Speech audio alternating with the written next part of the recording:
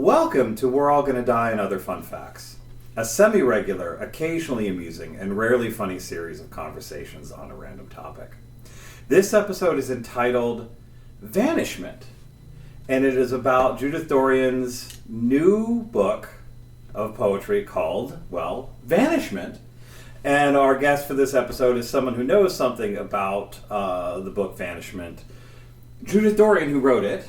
Thank you. Welcome. Thank you, Matthew. Yes. Welcome to the podcast. So I know you through poetry. We were just talking actually in the world of the internet and the virtual and the non-real. This is maybe I've known you for years, but this is the 7th or 8th time we've actually been in the same space. Which is incredible. Yep. Which is incredible and weird and very 21st century of us to be doing this. Right. But one of the things I want to talk about in terms of the book, and we should talk about all the other really interesting things that you've done in your life and are still doing, children's author, piano teacher, writer of the program notes for the Pittsburgh Symphony. I'm not doing that any longer. Used to be, but okay. Still, okay. That's kind of amazing. I have to say, this is, of course, an audio podcast. I have a room with a Steinway. I think the first time I've ever been in a room with a Steinway. And it's just your living room. We'll have to do it another time, so it won't be just the first time. It won't be just the first time, yes. Which is amazing. And, so historian of music. Well, you are. You know stuff that you have secret knowledge, and you're willing to share it with the world. And Vanishment, which is this incredible collection, and I'm not just saying that because I blurbed it, and my name's somewhere on the book. Or if you Google my name now, your book shows up. Oh, how nice. Thank yes, there's somebody in Australia selling a copy of Vanishment. No, I didn't. I did a little vanity surfing, and I put my name into eBay, and there's someone in Australia. There's a copy of Vanishment in Australia for sale. Now I have another reason to go to Australia. Yes. See it before global warming finishes it off. I would like to. Yes. But yeah, so this book that is this incredible collection of poems that, while the theme is vanishment, the poems, the thing that really struck me about them is that they are about preserving memory. Yes. And the experience of memory. Yes. I would say that's a good summary of what it's about. Yes. And which I think is one of the things, we know each other through an online poetry group, and we give feedback, and we meet once a month on Zoom and whatever. That's how we know each other. But one of the things I always find fascinating about your poetics is that you recap, like you make the past come alive. I do spend a lot of time back then. Yes. The memories just accumulate, and in a way they enrich the present, and they help to perhaps cover over some of the less pleasant moments of the present. Though you do also write about the less pleasant moments of the past, though, which is also... And there are, unfortunately, a lot of those in general. Yes. And so, so there, what, can we hear one? Can we just, I like to just dive in and we can talk about it and different things. How about water pours from the pitcher of sky? I lie in bed, dream that the waters rise, soaking sheets, blankets. Dream that my little bed floats while the wind rocks the house and the window opens its mouth in protest. Gulls shoot skyward from the rising waters. Their caws pierce the swollen air. My home, now a tub rank with mold, swallows, regurgitates water that puddles through slats to the floor below. Memories enough to drown in, I stuff into a waterlogged suitcase. That suitcase reminds me of something else. I think it's in here. And it is a poem it's not really my memories. It's trying to envision the memories of other people in a sense. Let me see if I can find it.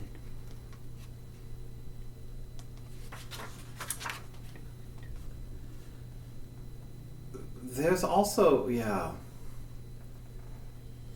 it is the stuff of life.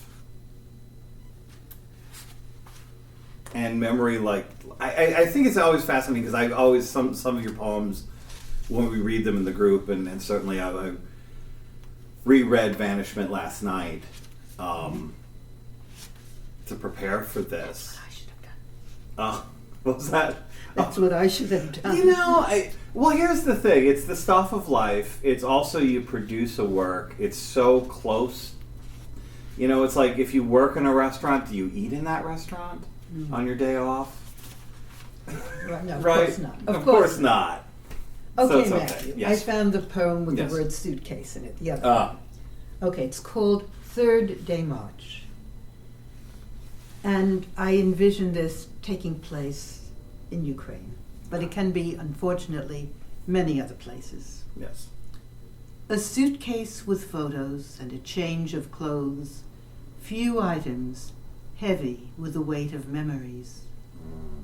My home gone, I join others shuffling west towards the blood-red sun. A blister on my heel, filthy stockings torn inside thin-soled shoes.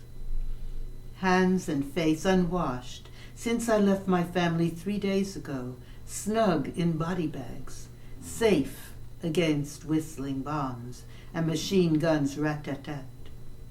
3 days since I left them stiff in body bags, gripped the railing of the narrow suitcase and fled our building through the open door, half unhinged. Our building eyeless, where 3 days ago glass panes and lace curtains signaled home. Now exposed, the oak table that my brother Boris made, days-old bread and country butter, cabbage soup grown cold, and apples waiting to be sliced. On the upright, still intact, the 8th string quartet of Shostakovich. So many people are in comparable situations. Yeah. And I think we need to write about it. Yeah.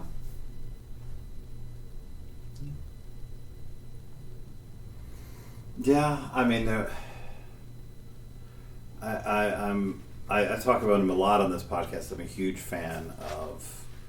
He passed away in 2017. The sort of British-Polish sociologist Zygmunt Bauman, and he talked about how a lot of his writings were about this way that maybe in the 21st century we're all kind of chronically homeless.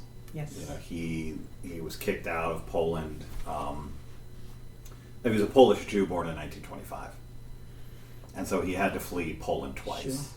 And the second time he had to surrender his Polish passport for sort of travel papers to be allowed to go somewhere else in Europe.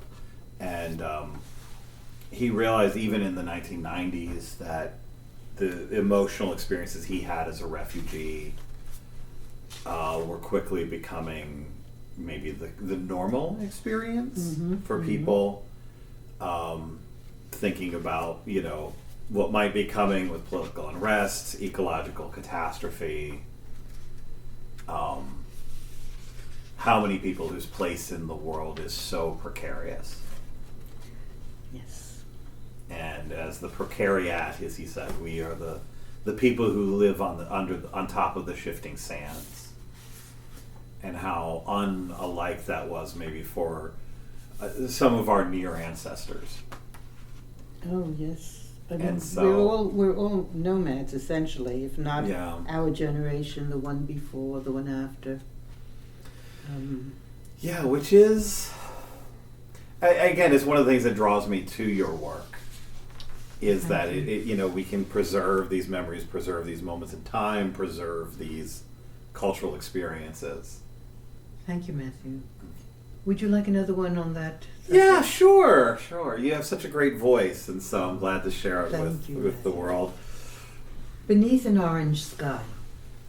I come from a world on the darker side of now, which my people fled, ran for their lives, and were murdered just because. And now I'm here for the ride. I'm here, my friends, I'm here, not there, far from the dark side of now. I'm safe, I'm told, 'cause the ocean's between, the ocean deep and wide. I'm safe, I'm told, 'cause the ocean's between, and I'm here on the sheltering side. But I'm not as safe as I thought I was, though the dreaded camps are gone. There were ashes there are ashes here, and fear still poisons the air. I can live where I please, but I cannot breathe. Ashes stream from the atmosphere. Here streets and alleys shadow the sun. Here mountains and trees phosphoresce. Beneath the glow of an orange sky, I hug the trees that quiver the fires and wonder why they've oranged the sky and made such toxic, awful mess.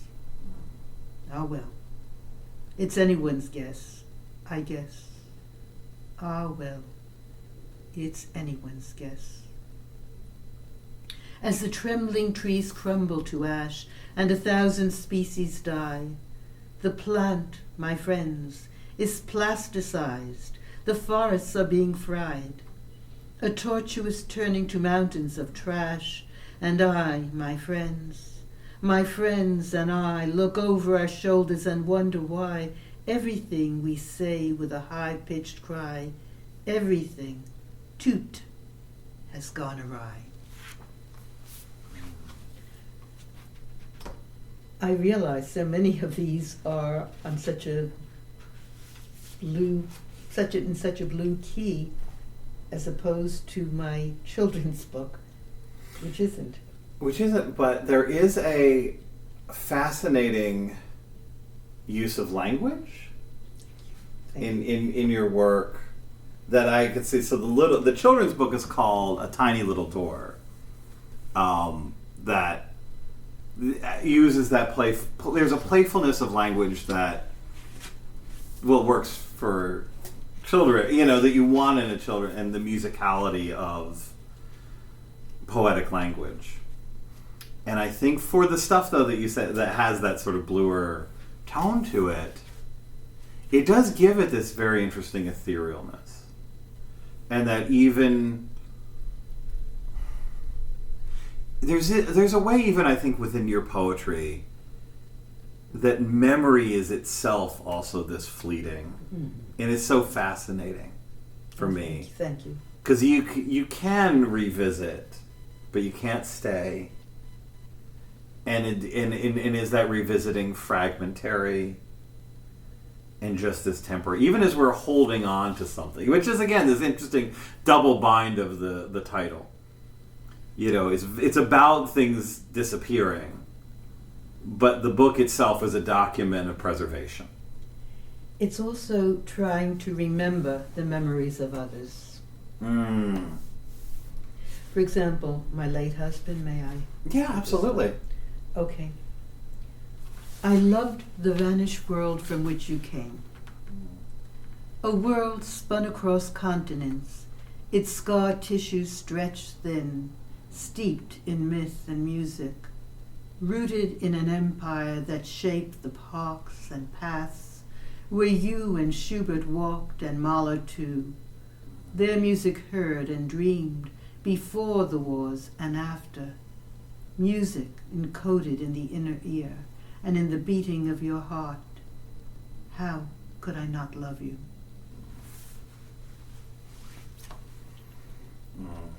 Yeah, he was all music. Really. Which also, I mean, you do write about music and context and music and history. Oh yeah, yeah. And how also music is itself this very ethereal. Well, thing. music, I think, of all the arts, can really transport us. Yeah. it just does. The sounds alone, the beauty of the music, but it can also bring up memories. Yeah. And connect us with memories when you heard a piece of music, or even if it's a piece of music that's new to you, it just does that. And there's something about hearing a piece many times. Arnold Schoenberg, a 20th century great composer, established a society for music in Vienna, 1918 to 1921. And he had a select audience for who were invited to come, and you paid according to what you could afford. And he very often played a piece of, or had played a piece of music. He had several performers, once or twice or even 3 times, because he felt hearing something new, especially just once, was insufficient. Yeah. Which, yeah, the power and the ability of music to, as something that is meant to be performed, even in a recording, there's still that feeling that those people can, a really good recording, those people are in the room with you and they're alive. Yes, absolutely. The great punk musician D. Boon, who died, actually we're coming up on the 39th anniversary of his death in 1985. And one of his friends and fellow musicians, Henry Rollins, says, I refuse to believe D. Boon is dead. Because you could put on those Minutemen records and he's still there. Which is pretty impressive for a set of invisible vibrations. It's amazing. To be able to do that. And especially within the world of classical music, which you're very well versed in. It is amazing to think about how a piece can invoke. You live that piece as it's being performed, or as you're hearing this recording, and invoke those maybe same feelings, same mental images, same state of mind all across centuries. Yes, and it evokes the whole century and the whole time. Yeah. The society, which is so different from what we have now. And the interpretation, has somebody interprets, I'll just say, a piece of piano music or an orchestral piece. It makes the piece very, very different, and the instrument on which it's played. Yeah. There's so many things to consider. It almost sort of makes us aware of what the kind of the stuff of life is, or what consciousness is. In a strange way. In and of itself is this thing that is fleeting. If you, like Eric Fromm, it's always now, right? We're either having or we're being. Mm-hmm, mm-hmm. And in the process of being, you can never hold on to being. It's always becoming. It's always becoming, yes. But we also are aware of, and it's this thing I think about with my poetics a lot too, we're also always very aware of the passage of time. Yes, it's and what we absolutely lose. In your poetry. Yeah. In your wonderful writing. Oh, thank you. You're welcome. Yeah. Of course, I can only go back like 20 years. In poetry, at this point. I don't like to write about childhood. I guess I go back 40 years or so, but yeah. I have a few more years on you, Matthew. Yeah, a couple, yes. Yes. But again, you can open this door. I mean, thinking about a recent piece you brought to the workshop about growing up in the Bronx. Tremont Avenue. Tremont Avenue, which, by the way, that poem you have, I think I did it, I don't know if I shared it during the meeting on Zoom, but you wrote about a market on Tremont Avenue in the Bronx. Yes. It's probably not the same, but it's still a convenience store, that address. You can still buy food at that address on the first floor of that building on Tremont Avenue in the Bronx. Well, there was a whole community, now vanished. Yeah, thank you, Robert Moses. Yes. Yeah. And it ran all the way down to, it was a passageway, actually, I believe, going towards Boston. At some point, it branched. I don't know exactly where. And it was a hill, and it was cobblestone. Oh, wow. And there were all the little shops. and children played outside. We didn't have television at that time. I'm giving my age away here. Yes. And you went to the rooftop in the summer because nobody had heard of air conditioning, and you tried to cool off. And it was just a very different lifetime. So many different memories, and a lifetime that really vanished. Oh, wow. But we can still have these experiences. Yes. We can still have this, and it's also this thinking about as I get older. It's like what my life is. Like, what is the sub? Like, is there? If there's nothing to really hold on to. There's, I guess, stuff that I have some very nice collections in my home, as you do as well. And I guess somebody at some point will have to do something with these things. I think about that a lot. I have nieces and nephews who hopefully understand what rare 1980s punk rock vinyl is worth. You have to tell them when you start. You have to tell them, I'll tell them at Christmas Eve dinner, and like pricing, you can, it's a gold mine here in my dining room. But, we have things, but of course we can't take things with us when we go. No. And maybe we don't go anywhere, I don't know, maybe, or somewhere, or something. So what's the point of accumulating? You begin to wonder. This obsession so many people have with accumulating, and then it goes to somebody else if it survives. But, you think with every, you have a CD tower there in the corner, and with every one of these books, there still is an experience you can have. Oh, yeah, I enjoy what I have presently. That is true. Yes. But even that, opening a book is a kind of window into Douglas Copeland we were talking about earlier before I hit record, said, you think you read a novel, you're allowing somebody to hijack your consciousness for a little while. Right. And you can think of some imaginary person's problems. And you can travel in the past or you can travel in the future. Yes, you can. And one of the things I like about narrative poetry, though, is you can get down to, maybe the essence of someone's life or of an experience. I think what you're saying is so true, Matthew. I have found that in the groups that I joined in Pittsburgh, I get to know more about the other writers than I ever could if we went to 10 lunches or dinners or whatever, or to a concert. There's so much that is revealed, not in everybody's writing, but even if they're not revealing facts about themselves, even the way they're writing, the way they view things, I really learn what their values are. Yeah. If not the events in their lives. And that's one of the things that fascinates me most about the writing workshops. And of course the craft and how you can change something and learn from somebody else. But it's so much about that's even teaching piano to children. It's not just teaching them to read, to play, whatever. It's their personalities that come through, their responses to the music, their excitement about learning, or their non-excitement about learning. I just loved that. And the same thing with the poets, only they mostly show it in what they write. Yes. One of the things that, though, does come up a lot in my, especially poetry workshop classes, is about how the form is a tool of meaning.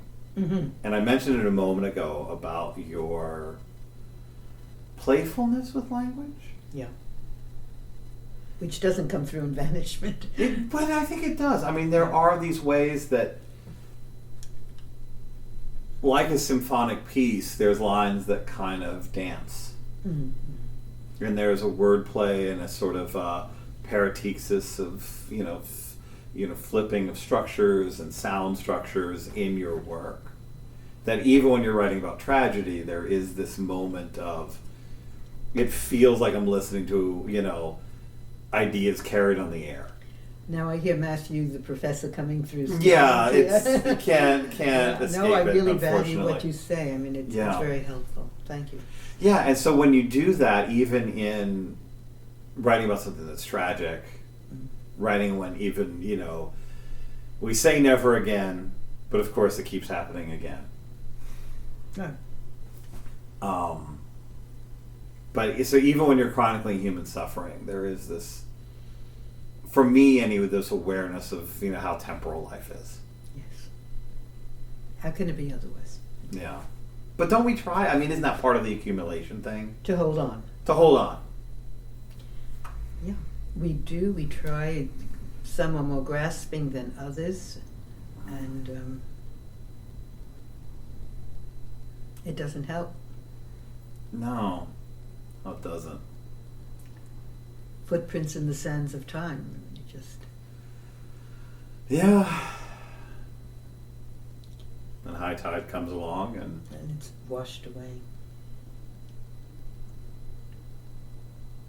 And that's one thing about works of art, to some extent. Beauty, sadness, history can be preserved by a poem, by a piece of music, by a painting, by a sculpture, by wood carving, mask making, ceramics, whatever it is. That's the record, if it hasn't been destroyed, of what has been, which lasts the longest. Yeah. I mean, there's those cave paintings. I often think about this purpose of art, or this way of thinking about art. There's those cave paintings in France that from 30,000 years ago. Amazing. And some of those cave paintings are just handprints. Isn't that incredible? Yeah. And isn't that handprint just, I was here, I am somebody? Absolutely. Yeah. This is rather existential, isn't it? Well, whatever label, I mean, it is what I think anyone who thinks a lot about, and dreams a lot about, well, a lot of people just block everything out because they can't really face how temporal everything is. Yeah. But when you say playfulness, for me, there are a few things that really work to keep me out of the gloom and doom phase of mine. And I love playfulness. I always have. It's a form of creativity, and it expresses itself in so many, many ways. Yeah, and I think it's also a nice bulwark against maybe our contemporary hyper-technical, hyper-scientific, absolutely, hyper-economic way of seeing the world. That is the kind of world I want to vanish. Speaking of vanishment, I can't deal with that. Yeah. So for me, playfulness is my refuge. No. Yeah, so speaking of playfulness, you're also a children's author. Yes. Yes. So let's talk about a little door, a tiny little door. I forgot an adjective there. So what is a tiny little door? Well, it's a book that's supposedly for children, but you'd have to define for me what a child is. For me, there is no age limit on childishness. And these poems, they just came to me, so I wrote them down, and here they are. And I'll read you one. Yes, please do. Please do. The first one. Okay. Noodle Eater. I like noodles made with butter. I like noodles tossed with cheese. When I eat them with black pepper, I at once begin to sneeze. Noodles are a funny word. They make a funny, runny rhyme. Noodle, doodle, and caboodle, yet the taste of them sublime. I like chicken with potatoes. I like chicken from the grill. If I eat some with tomatoes, then I season it with dill. To this dish I add egg noodles, round ones, square ones, short or long, huge or mini, fat or skinny. Noodles never can taste wrong. Mother cooked 3 quarts of squash soup. We ate it cold, we ate it hot. When I went for my 10th helping, there was nothing in the pot. And so I cooked a box of noodles. I ate a bowl and then some more. My bowl piled high, I kept on eating, for clearly noodles I adore. There's a lesson in here somewhere.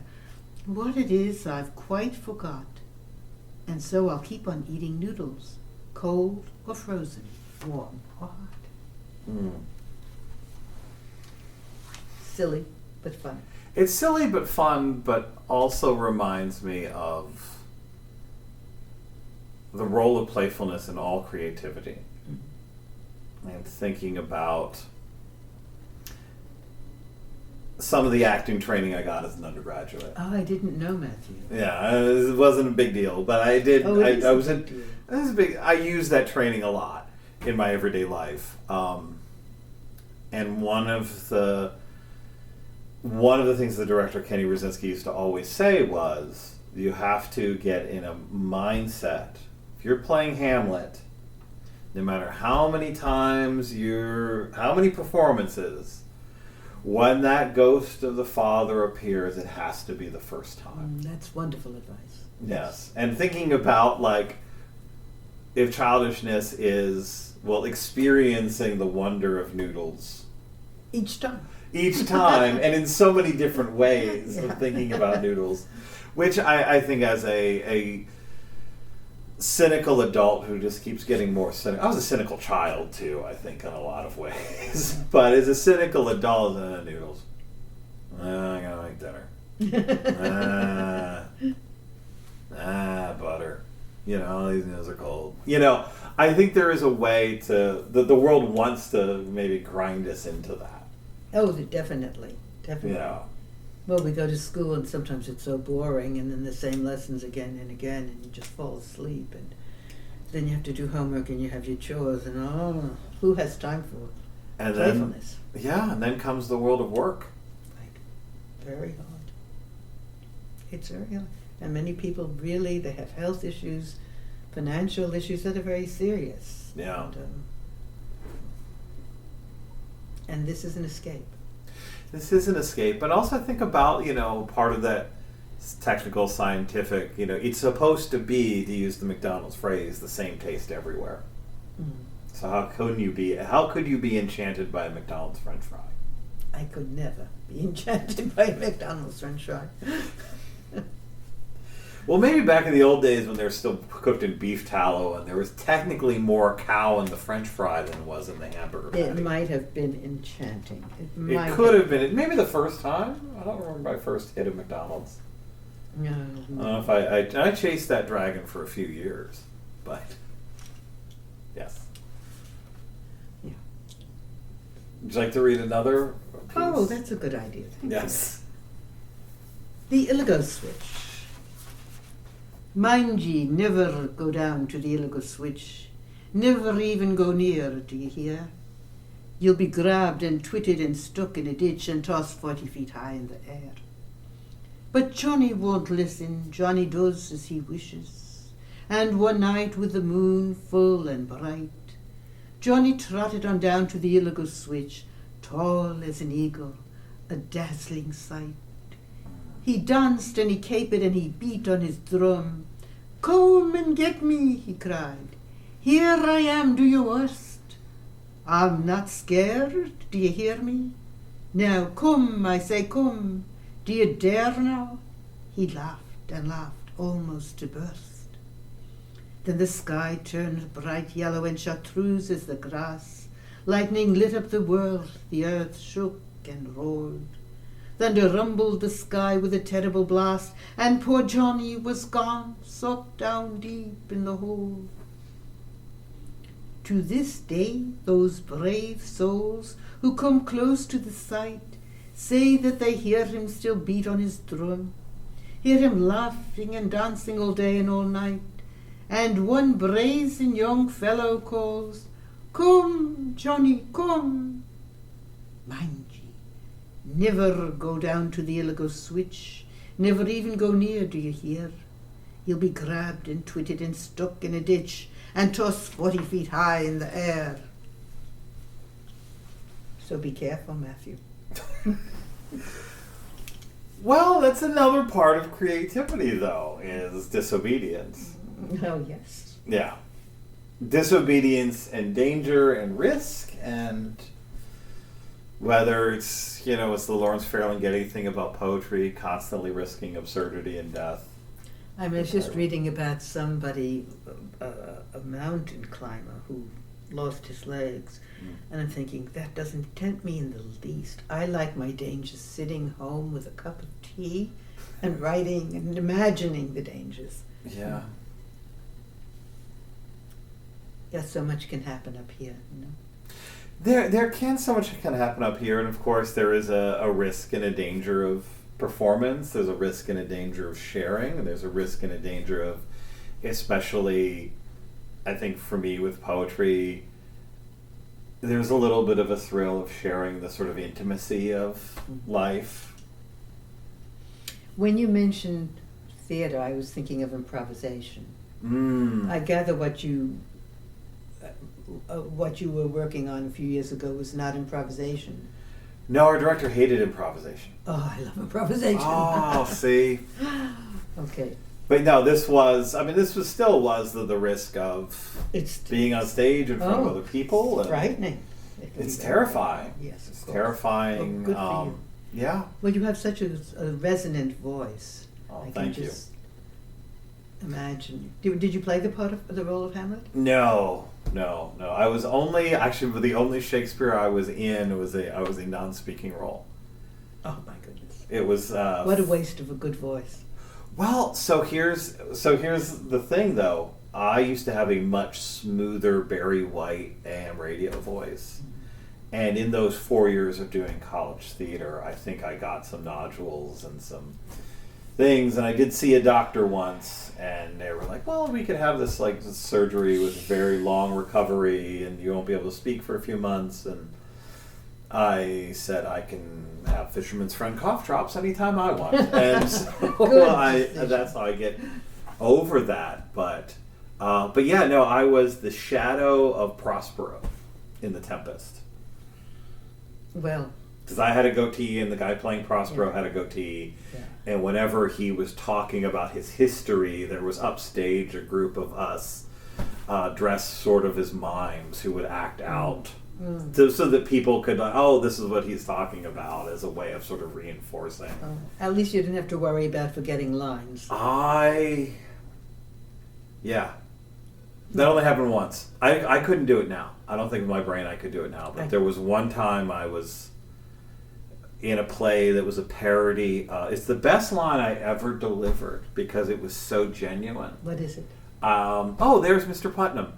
I didn't know what the next thing was. I was playing. It was a parody of Our Town.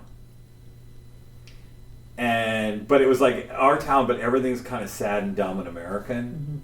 And so, and I was turning. I remember the blocking was to turn from this side of the stage to the left side of the stage. And as I'm turning, I thought, what's the next line? What's going to happen? I was the mayor stage manager character for that. So everything went through me. And I went, there's Mr. Putnam. And it was, it was such surprise and relief and joy that I delivered that line. It sounds so because spontaneous. it was so true and spontaneous at that moment, because I genuinely, there's Mr. Putnam. And that's and then the last 15 minutes of the play could happen. Right. Or else. Yes. Oh, there's Mr. Putnam. I like that.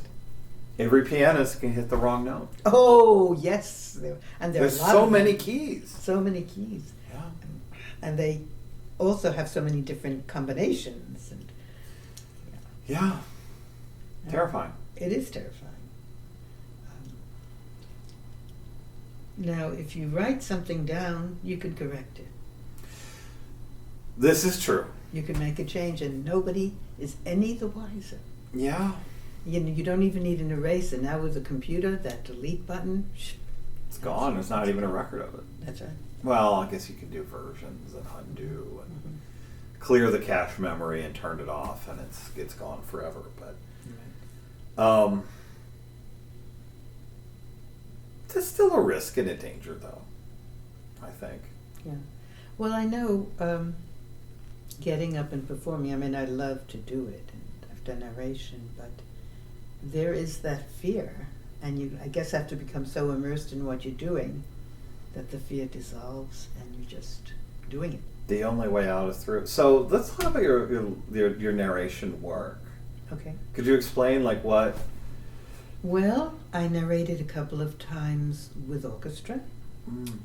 Peter and the Wolf, that was back in Bedford, PA, under a tent. It was a summer rehearsal. And then a couple of years ago, it was the night before Christmas, with the Edgewood Orchestra. And then a number of years ago, I narrated poetry when Roland Like was still living, professor of music and composer at Carnegie Mellon, with the Quarteto Latinoamericano, but it wasn't my poetry. It was just a lot of different poetry, from Emily Dickinson to some children's poetry and nonsense poetry, and some he set to music, and some of the music already existed. That was at Mellon Institute, and then, my favorite was Facade, and that is a score with the lyrics written by Edith Sitwell, the poetry written by Edith Sitwell, and the music by William Walton. And William Walton for a while stayed with the family in the 1920 or so.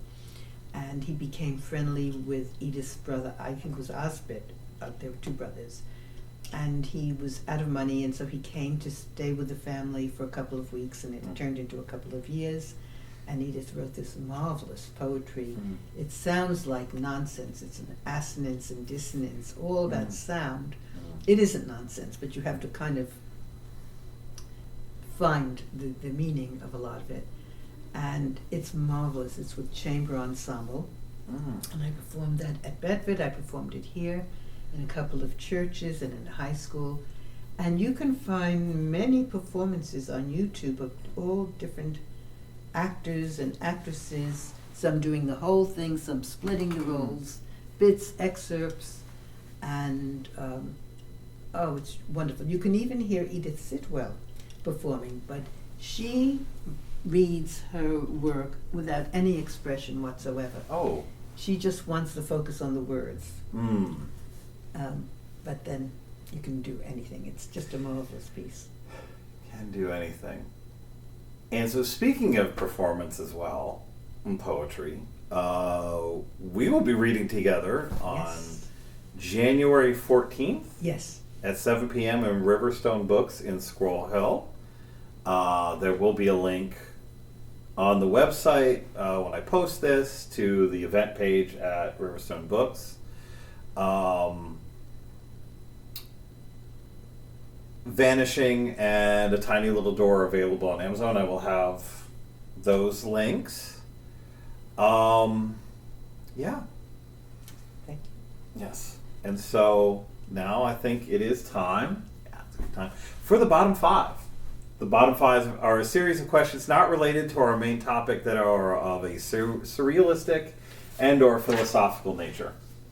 So this is a whole new part of the podcast as we end. Yes, it's terrifying.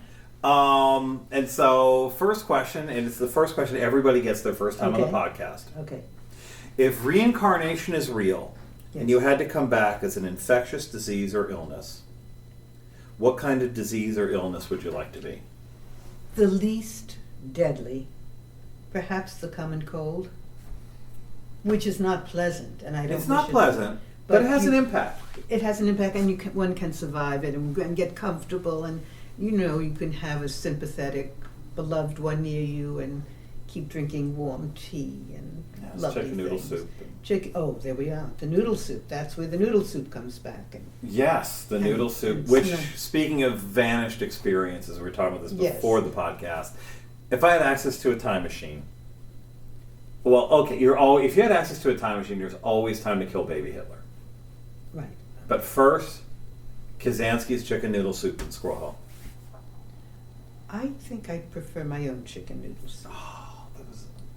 See, that was one of the first, like, oh, I'm really living in Pittsburgh experiences when I went into Kazansky's. Well, I'm not so sure I need to feel that. You don't even need to feel that, No. but for me, that is a deeply nostalgic. Well, good. And I lived on Beacon Street for a year, and I just thought, right around the corner of Murray Avenue, and I thought, no matter what, Well, that I can sounds get a good. vat of that chicken noodle soup. It sounds good. It sounds Yeah. delicious. Probably better than, no, not probably, perhaps better than mine. See, I was talking to another sort of old head of Pittsburgh who said, no, by the time you got here, it had already declined, and all of their business was just selling six-packs to teenagers. I never had their chicken noodles, so I don't know. No, because I always made my own chicken noodles. Okay. But, okay, so common cold. That's question one. Question two, and it is sort of related to our main topic, and it's more of a prompt. Tell me a happy but somewhat unremarkable memory of your childhood.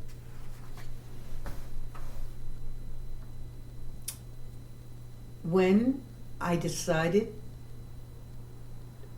we were away in the summer. We went to, we had to get out of New York City where I grew up. And so my parents would rent a place to stay in some kind of bungalow colony. And somebody gave me a watering can, and I decided that I owned a particular tree. And I watered that tree every day. Now that's totally unremarkable, but it gave me so much joy to take care of that tree, and I was sure I was keeping it alive. That's a lovely memory. Thank you. All right. Changing gear. Question 3. If we were living in a dystopian future, and the only books to survive would be those bound in human skin, would you, and what book would you donate your skin for? With the caveat, the Bible, the Quran, and the complete works of Shakespeare are already taken. Somebody got those first. Somebody went through the tannery first with those. I would choose the Haydn Quartets. After all, that's a book too. Yes. A volume of music. Okay. But that memory of skin is too horrific because it brings me to the Holocaust. Yeah. I really can't handle that. Yeah. Question 4. Have you ever had any weird encounters with celebrities?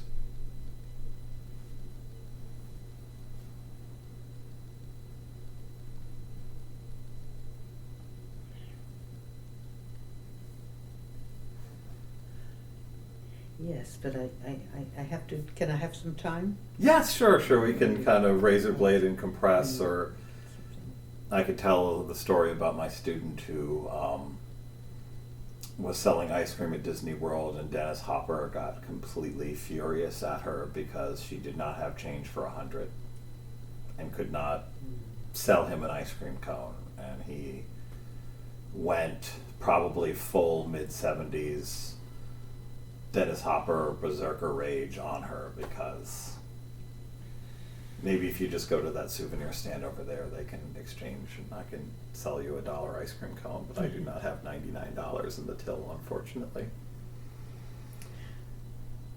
Would you mind repeating the question? Sure. Have you had any weird encounters with celebrities? I don't know if this really qualifies as weird, but I was somewhat enamored of Zubin Mehta. And for 3 months, my husband and I stayed at a place in Jerusalem called the Mishkanot, and there were apartments set up, and there was a celebration for the anniversary of Israel, and I was making St. Peter's fish, which meant I was covered in flour, and each apartment had 2 entrances, one that led out to a veranda and that overlooked the wall, and then the one that led to the inside corridor where the offices and so forth were. And while I was dreaming about Zubin Mehta, there's a knock at the door, and I open it, and there's Zubin Mehta. And he was looking for the office. He had just arrived. There was a festival. I should have said there was a music festival. And I said, "May I show you the way?" And that was it. I showed him the way to the corridor. Wow. And really angry at myself that I was such a total mess, just covered from head to foot in flour. I don't know if that's weird, but No, that is strange to be thinking about someone and then encountering that person and in a somewhat compromised state. Yes. Yeah. Yes. Okay. All right, final question. We're almost through this. Okay. We're almost out of it. I think I can manage just one more. Just one more. What is the worst weather you have ever witnessed or experienced? Do you mean that metaphorically, or do you mean? Maybe not metaphorically, but literally, what is the worst weather, worst storm, worst, most unpleasant? The worst weather I ever had, beyond a doubt, was I was staying or living in a hut, and there was a raging snowstorm, and there was a wolf howling demonically. It was a dream. Okay. No, that's not good. Yeah, that's definitely not good. Where was the hut in the dream? Did you have a sense of place? It was a forest of some kind. Okay. It wasn't around here. Well, there are no forests around here. Yes, we're in Oakland. Yes. So I don't really know, but it was very frightening, and it was at a very unhappy time in my life. Mm. So you literally don't have to be Freud to figure that one out. All right. So I think that's about it. Thank you so much, Matthew. You're welcome. Again, January 14th at 7 p.m. Riverstone Books in Squirrel Hill, Pennsylvania. And that is January 14th, 2025. Because the internet, that's right. That is, the internet is forever. So I always put the year in because... I get very confused every December because of the change of years. And then I have to remember to, yes. Oh yeah, and I don't usually write a check out till March or April. And I usually start my checks with 19. Right. When I do I understand year, that. which is, I understand that. Well, that only let me worked tell once you in the that 21st those century. years have vanished. Those years have vanished, Yes. but can be recalled Yes. and can be re-experienced To through some art. extent. Through art and through memory. art, yes. To a certain extent. And The Vanishing is available on Amazon. It will also be available at the book at the store when we have the reading. And also A Tiny Little Door is also available on the Big Board book selling website. I will have links for you there. Our next episode will eventually happen, and it will be about something. This is the second episode I said this, but it will be with John Dorsey, the poet John Dorsey. He got bumped. That's all right. It's okay. It's the holidays. It's crazy. Our homepage where you can find new and old episodes is gonnadiepodcast.com. We're on Apple Podcasts, Spotify, and YouTube podcasts. We're All Gonna Die is also on Facebook, and maybe I'll open a Blue Sky or something. I don't know. Thank you so much. Oh, thank you, Matthew. It's been a delight. It has been a delight. So happy to have you in my home finally. Yes, after visiting it on Zoom so many times. Yes. And thank you to Andrew Fox for our lovely theme music. Later, Meets.